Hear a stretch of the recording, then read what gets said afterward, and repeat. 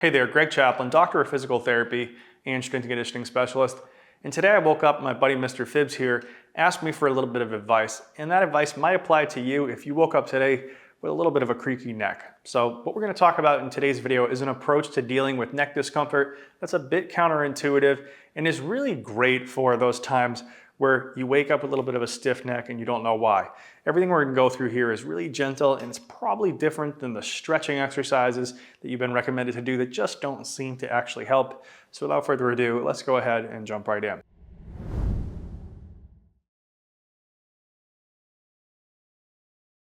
So when it comes to the neck, what we have to understand from a postural perspective is that the neck should have a gentle curve to it. So if we look at the spine overall, we have this inward curve in the low back. It's called a lordosis. We have an outward curve in the mid back called kyphosis. And then once again here in the cervical spine, we have lordosis or an inward curve. When we have a lot of muscle activity around the neck or a forward head posture, we're going to tend to have a decrease in that curve and have a little bit more of a straightened appearance to the neck. Now, there's probably many reasons as to why we can have this forward head posture, but one potential cause is that it can make it easier for us to breathe, at least in the short term.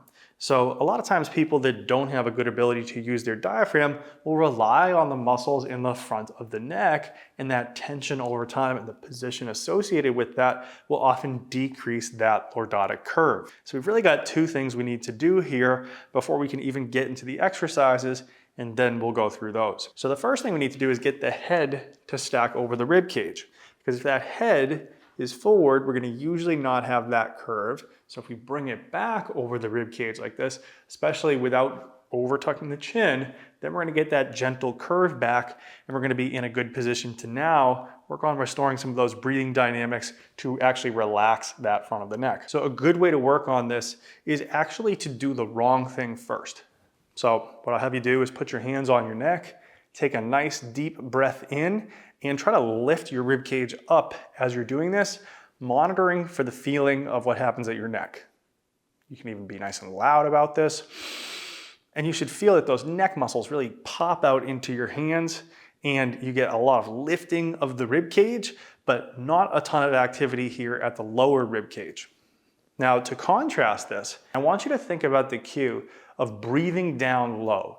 So you're almost going to be breathing down, if you're a man, into your balls, or if you're a lady, into your lady parts. And you're going to almost feel that downward movement, or that breathing down, to then expand up. So instead of feeling like lifting the rib cage, you're going to feel like you're inhaling, and then that diaphragm is moving down, pushing against your guts. You might even feel your pelvic floor kind of move downward. And then as you increase the duration of your inhale, you'll feel this nice sequential filling of the lungs all the way from bottom up to top. So you'll eventually get nice expansion of the rib cage, but as you're doing it, it'll be this feeling of breathing down.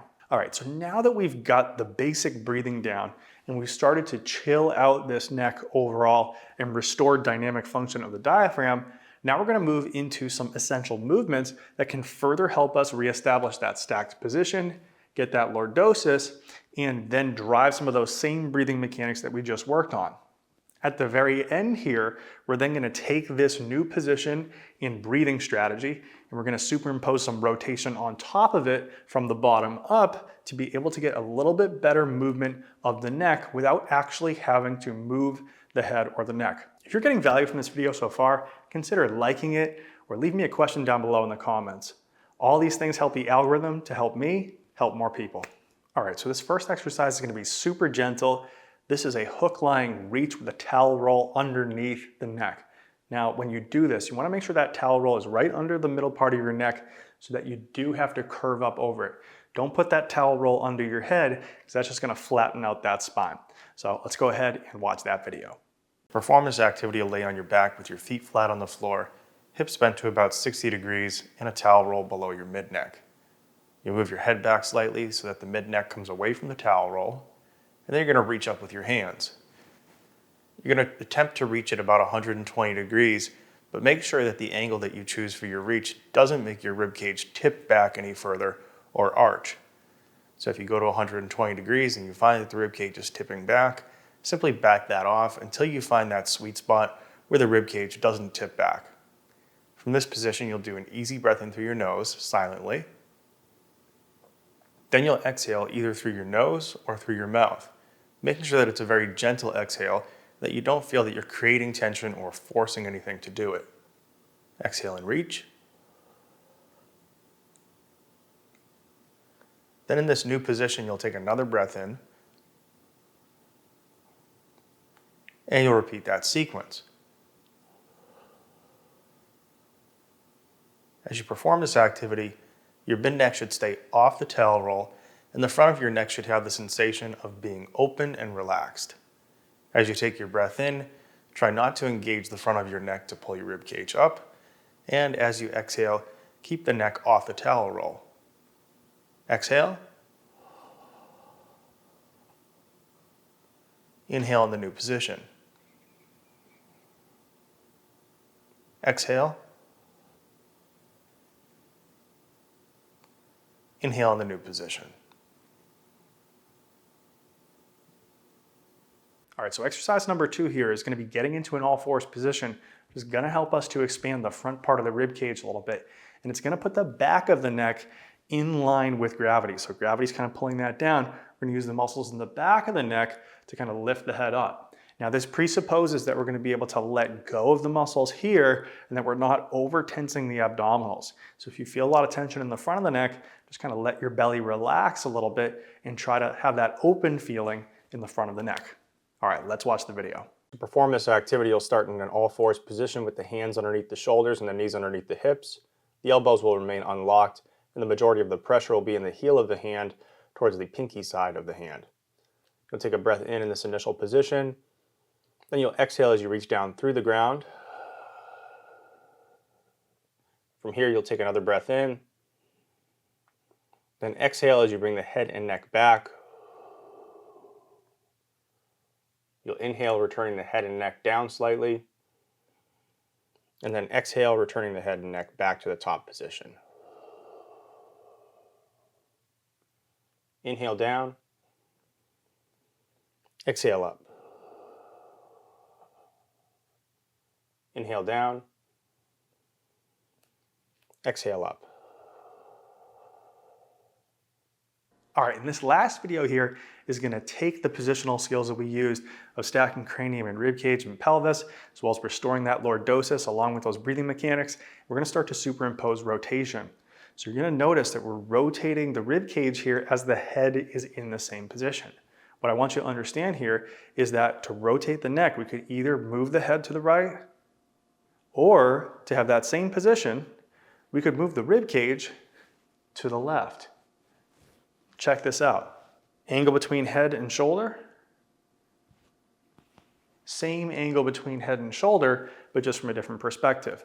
Oftentimes rotating from the bottom up is better tolerated, especially in an acute setting, than rotating the head on top of the body. Let's go ahead and give it a watch. To perform this activity, you'll start in a side-lying position with a foam roller underneath the rib cage and the feet, knees, and hips stacked over each other. You'll also have the pelvis and the rib cage in a relatively stacked position relative to one another. Then you'll take the top arm, reaching forward, and then back. Let the arm and shoulder blade travel as far as they can before the rib cage starts to rotate.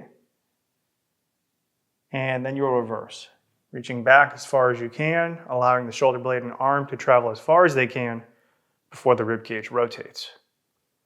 Throughout the entire activity, you'll maintain a nice, relaxed, easy breathing strategy, and you'll try to allow gravity to pull the rib cage down into the foam roller, relaxing as much as you can and keeping it within a tolerable amount of pressure, using the opposite elbow and hip to titrate the amount of pressure throughout the entire activity. If need be, push the elbow and hip down into the ground to come away slightly from the foam roller. Hopefully you understand the progression of these exercises, with the major points being the position, alignment, breathing strategy, as well as body on head movement.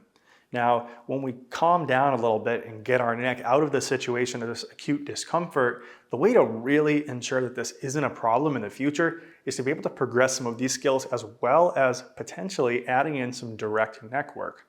So direct neck strengthening and range of motion under load often improves resilience and range of motion of the neck. And then loading some of these other patterns with a little bit more weight in the gym can reinforce some of these key skills and potentially even prevent flare-ups in the future.